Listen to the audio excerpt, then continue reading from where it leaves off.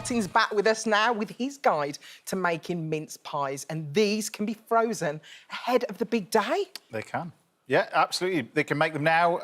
And in terms of mincemeat, I mentioned earlier there's a shortage. My mother ordered mincemeat online and got a pack of Twix instead as a supplement order. A pack of Twix? Yeah, that was it. So instead of mincemeat. So why is there a shortage of mincemeat? Surely everyone knew that Christmas was going to come. It could be the fact that supermarkets are not ordering as much food. Probably that. Companies not making as much in terms of, you know, there's a separation. Is it going to be online? Is it going to be up and going? People give you shopping? It's quite tricky. So I thought I'd show you how to make your own, really. Mincemeat. Mincemeat's been around 600 years. It used to have chopped steak in it. So rump steak and meat in it. That's what I've got in here. I've got minced beef in it, really. So mince pies used to be a bigger version, much bigger, rather than sort of smaller ones. It was Mrs. Beaton that sort of made them a little bit smaller. But we got in here some sugar. We got in here some fruit. So I've got sultanas, I've got raisins, that kind of stuff. Cranberries, which is perfect for this time of year as well. Mixed peel. They're going in there. I've got some dried grapes. And then these have been interesting. You can get dried mulberries. They're amazing. I've got mulberries growing in the garden at home, but dried mulberries you can buy. They're absolutely amazing with this. Different spices. I've got a little bit of nutmeg, a little bit of cinnamon, a little bit of mixed spice or allspice in there as well. In we go with the suet. Now, I've made different varieties ones as well. You omit the suet if you want, and then you take brandy. So this is what I do as well with my mince. I actually store mine in a massive jar with a bit of rum. That's it. And then you mix it all together, and then I've stored some in here, and these are the ones. The pastry is really simple. We've just got in here some plain flour. Butter is the key to it. Yeah. You've got to make it short. You've got to make it by hand. So rub it together with your hands, a little bit of egg and some water, and then that comes together that we've got in here. So this is your pastry, but it wants to be quite short, which when you... Granny always made the best pastry because she didn't have a machine. Yeah. And you don't overwork the flour. The minute you have a machine, although it's even better, but it's much, much better if you make it by hand because it doesn't overwork the flour. That's why Granny's biscuits always taste better than what they do nowadays. They're a bit crumblier, aren't they? Well, they're crumbly. My granny used to sit and watch Corrie rubbing together butter and flour together for ages and ages and ages. And that way, when you put them in the mouth, they should just sort of break up and dissolve. Oh. So, in your jars that you've got there... Yes. And you said one of them has got meat. This one's got the meat in it. This one will last till Christmas. You make it now, it lasts till Christmas, the one that I've just made. You can omit the suet, and that will also last till Christmas. If you do put the beef in it, it will only last for about 2 or 3 days.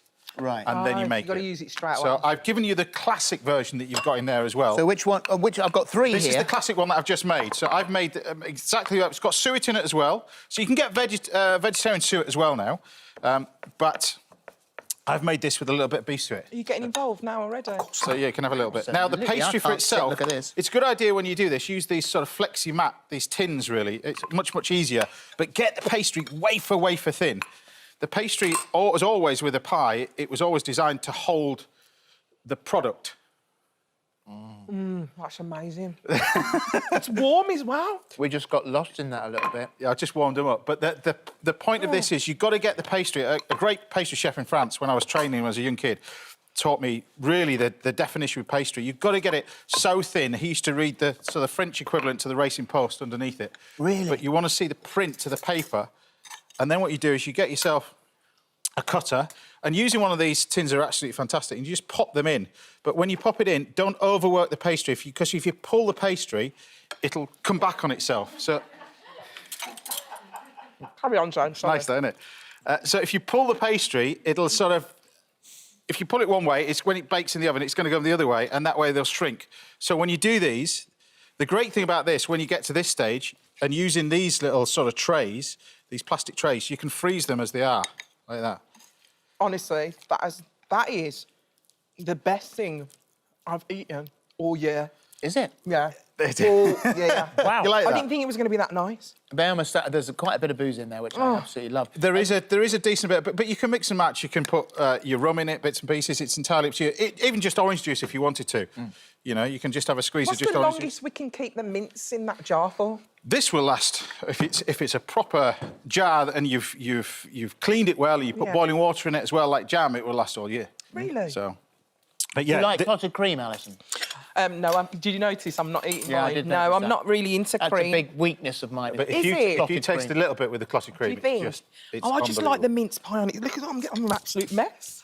And then I'll if you put a are going tiny to put a bit. lid with it, I've done several toppings of it. This is a smaller lid, so you take the same size cutter as what we've got on here, This is a good tip. This is a little chefy tip. You egg wash the underside of the lid, turn it over, press it on the top, and that seals the lid in. Yeah. If you do that, then it burns the egg wash around and you just get horrible, nasty bits of it.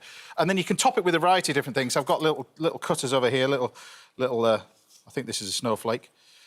But the idea is you just brush that like that. You can top this as they are. I've also made another variant of it. So you take whatever leftover you've got of this pastry, mix it together with a bit more flour, and it turns into a crumble. Ooh. And you can then put a crumble over the top. Oh, on top, that's that one. Oh, that's so you're not wasting any of it. So the whole lot gets used like that. And what you can do with this, and this is what I was saying, you can freeze it at this point. So whether you make these the vegetarian version or the proper original sort of mincemeat one as well. What, you can actually freeze the mince pies? Freeze the whole thing like that. That's the important bit. Don't cook them and then freeze them. Freeze them now. So get them that, egg wash it, pop it in the freezer, take it out. So still, I assume, in the tray like this, in that, tray, just take the whole... And the great thing about this, once they're frozen, if you want more space in your freezer, just pop them out of the trays.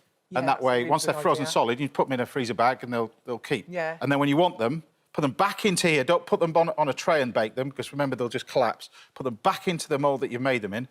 Put them in the oven, about sort of 170, 180 degrees, something like that. They need to cook quite gently, really, not too fierce a heat. And then we've got our mince pies that we've got on here. So these are the variety ones, but the pastry's really, really thin. So you've got different ones.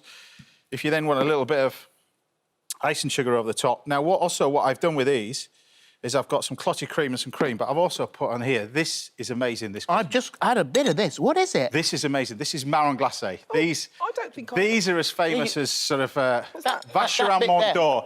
That bit, yeah. Several things in France at Christmas time. Vacherin Mont d'Or is an amazing one. It's a boxed cheese. Big, thick box cheese like that. You buy it now, you keep it outside, and it melts like a cheese fondue. It is amazing if you can buy it. Vacherin Mont d'Or is the cheese, but these are marron glacé. They come in various different sizes, different price brackets as well. But this is a candied chestnut. They are unbelievable. And there's almost like a hint of cloves or something in it. Yeah, I'm sure they put... it's a stock syrup. When they make them, they put the chestnuts in stock syrups, cook it out in stock syrup, and then dry it out. And it's not too sweet either. That's what I like about it. There is quite a lot of sugar in there, though. Is there? Yeah, there is. They are so beautiful. Thank you, James. That's all right. It's a pleasure. As always, absolutely gorgeous. Amazing. For all the recipe details, have a look at our This Morning app.